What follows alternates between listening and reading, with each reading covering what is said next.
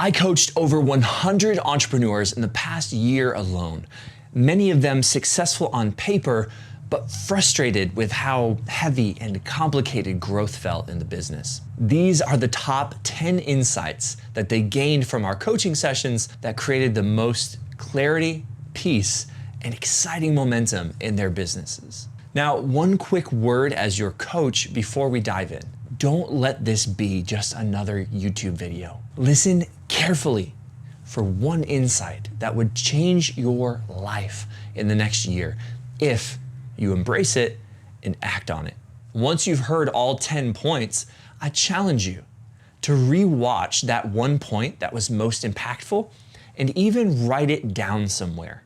Number one, words shape reality. Whether you believe you can or believe you can't, you're right. And the sad reality is that most people fight harder for their limitations than their possibilities. The moment that you say, "That's impossible," your brain literally turns off and stops looking for answers. So the first step in achieving impossible goals is to remove the word impossible from your vocabulary. Start paying attention to the words that you use to describe yourself, to describe your circumstances, and other people in your world. Number two, action is the best teacher. There's a quote that I love from the book, The Power of Moments by Chip and Dan Heath. Action produces insight more than insight produces action. You don't need another book. You don't need another podcast. You don't need another YouTube video. What you need is to take action. You'll learn way more in the process of doing, and your learning will be deeper and faster by having an immediate context and opportunity to apply it. As you take action, you'll find that seemingly impossible goals always break down into a series of very solvable problems, answerable questions, learnable skills, and findable people. But this is where smart people sabotage themselves. Number three, DNF is better than DNT. Here's what I mean by that. DNF is a term from racing and running, which means did not finish. You started, you tried, but you failed. Like my first attempt at an ultra this year. That is the number one fear that keeps us from doing hard things. But in my opinion, DNT, did not try, is far worse. Sure, failure is scary, but I would far rather be a failure who tried than a coward who wanted to, but didn't. But once you're ready for action, you still need this next thing. Number four, deadlines drive decisions. I believe it was Brian Tracy who said, "Dreams without deadlines are fantasies." Love that quote. I've seen people's lives and businesses change simply by repeatedly asking them one word. When? When are you going to start? When is it going to be done? By the way, this is true for yourself, yes, but it's also true for your employees and your customers. Create clear, compelling deadlines that drive action and decisions. But once people take action, there's often still something that stops them. Number five, yes lives in the land of no. Many people abandon their dreams simply because someone told them no. They take no as a personal rejection of them rather than just a rejection of their offer, which is what it truly is. But no is the building block of yes. It helps sometimes to change your goal. Make your goal to collect more no's and you'll soon be collecting yeses. Data is your friend here. Track everything. Why is that important? Because once you know that it takes 50 no's to get to a life-changing yes, you're not gonna get discouraged and quit at number 48. By the way, this only works if you stick with it, but most people don't for the following reasons. Number six, patience wins long games.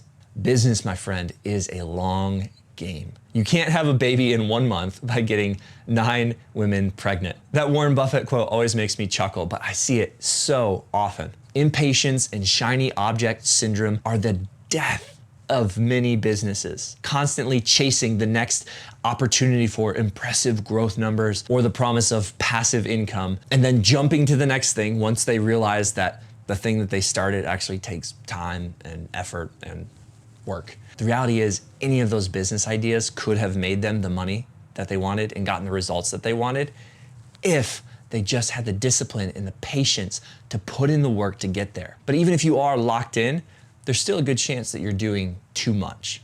Number 7, the secret to accomplishing more is to do less. Less, but better.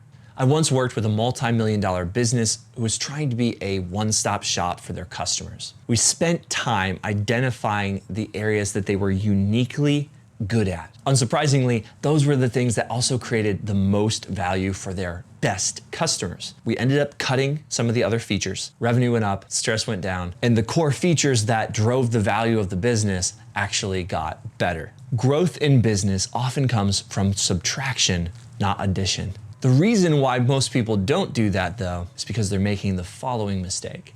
Number 8, being is more important than doing. If you haven't noticed already, these points aren't nitty-gritty tactics on sales, marketing, and operations. By the way, I've got plenty of those in other videos, so now's a good chance to hit subscribe. Who you are shapes what you do, and what you do shapes the outcomes you get.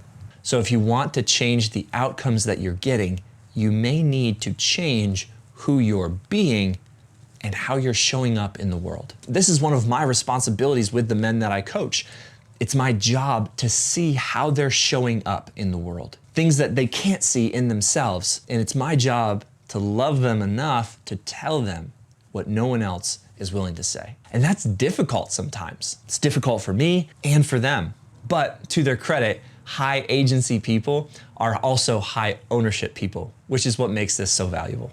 I've struggled with this next point plenty. And honestly, I feel like it's still something that I'm learning today. Number 9, God provides for your family, not you.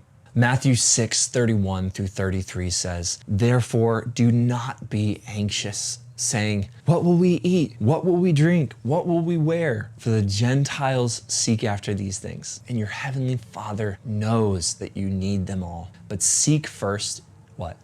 "Seek first his kingdom and his righteousness, and all these things will be added to you." Psalm 127:1, which is written on the wall above my office door over here because it's been foundational for me.